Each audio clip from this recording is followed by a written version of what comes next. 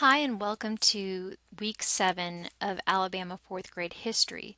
This week we will discuss secession from the Union, the Civil War, states' rights and slavery, the economic impacts, the role of the Confederacy, Montgomery is the first capital of the Confederacy, and Alabama's view of the Articles of Confederation and the Gettysburg Address.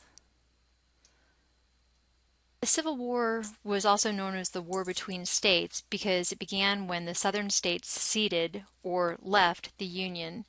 So those in the South basically wanted to leave because of some of the reasons, for instance, like state rights, economics. Alabama was a very cotton plantation area, and they wanted to be able to do whatever they wanted with as far as plantations and growing the cotton, and this included slavery. So in order to keep their rights, they wanted to leave the Union or secede. In 1861, the Capitol building in Montgomery became the Confederate Capitol, and here Jefferson Davis was the president of the Confederate States. Here they had a Confederate convention, and they basically later moved the capital to Virginia, but it began the movement here. As we discussed earlier, life in the early 19th century was very difficult for Alabama citizens. We were just starting to progress with farming techniques and with getting better ways to get clean water, but things were still not really great. And so for the life of the Alabama soldiers during the Civil War, it was very tough conditions. The wealthy landowners would send slaves instead of them going themselves. And so there were probably 3,000 white men and 10,000 blacks from Alabama, and they were chosen to fight for the Union. One of the important cities is Decatur, and that's located along the Tennessee River in the northern part of Alabama.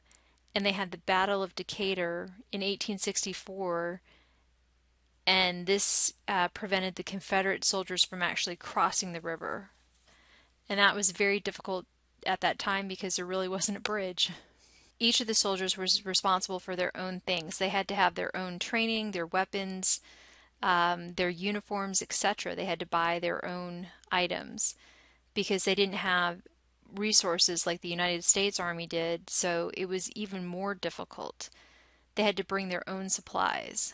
Many of them died. About 10% of the Alabama soldiers died from battle, 15% died from disease, so conditions were very rough. Some of the Confederate soldiers had cornmeal cakes, and they made Johnny cakes. They had salted beef, bacon, dried peas, and hardtack if they had flour. But many of these resources, flour and things like that, were very difficult to find because a lot of the people who were farming were fighting, and it was very difficult to come by these supplies.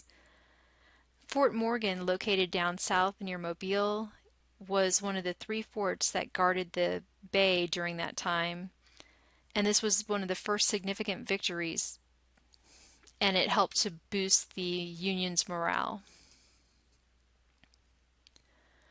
We just talked about some things that they ate. One of the things that the Union soldiers ate was hardtack, and it's sort of like a cracker. And there is a recipe here that tells you mix flour, salt, water together, and that's how you make it. Also, life for the Alabamians was not only difficult during the war, but it was difficult at home. Life for the Alabamians at home was difficult because majority of the men were sent off to fight, and majority of the Civil War battles took place in the South. So there was a lot of crops that were taken for the military. There were plantations or farms were destroyed, and the women and children were left to pretty much farm on their own, which was difficult without the men. Some of the areas like Selma or Athens, where the families ran out of supplies and the people who had more money and supplies did better, but the poorer families really couldn't get enough to survive. They weren't able to farm because the land had been burnt so that by the different armies so that they couldn't supply the soldiers. And Selma's located in the south central part, and this was the manufacturing center for the Civil War. Confederate warships were constructed here, and the Union went ahead and attacked this area so that they wouldn't be able to construct warships. And then Athens, which is located in Limestone County in the north, was occupied, and Confederate soldiers attacked them, were outnumbered in the battle.